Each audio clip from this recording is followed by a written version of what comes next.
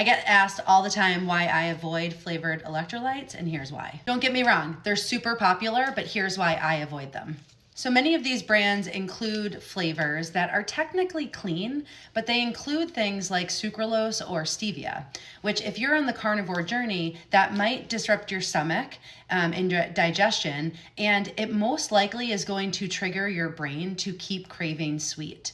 And so when you're drinking that sweet in your water all day long, you're not actually giving yourself the best benefit of the carnivore diet, which is to allow your tastes to reset. Keeping it super simple, taking my magnesium, eating potassium-rich foods, getting sodium from my foods and salting my foods, and then getting all three from 1 or 2, if I'm working out, element packets a day helps me to get all the essentials without complicating everything. The best part of the carnivore diet is that you can tune into your body.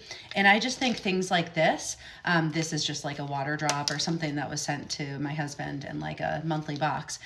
Things like this introduce all sorts of different flavors and ingredients that just could get in the way of your carnivore elimination diet.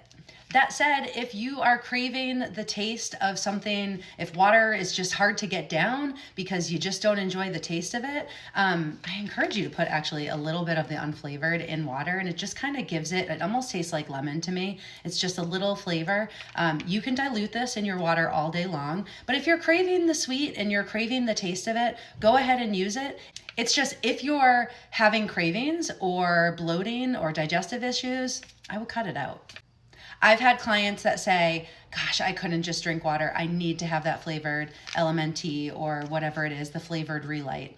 But we take it out because of one of those reasons, and all of a sudden they're like, oh, I'm craving steak, I'm craving salt, I'm craving the taste of the carnivore foods that I'm eating. So it really does work.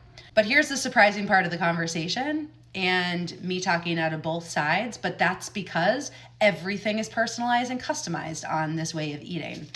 Every once in a while, if I'm just wanting to have a little treat, I put this in an afternoon decaf, and especially if I need some electrolytes, and it is damn wonderful. This is the chocolate salt from LMNT. I love it. I do it like once every 2 weeks, but for me, it does not trigger anything. I have one and I move on. It's different for me than sipping a raspberry or lemon lime or whatever all day long in my water all day long.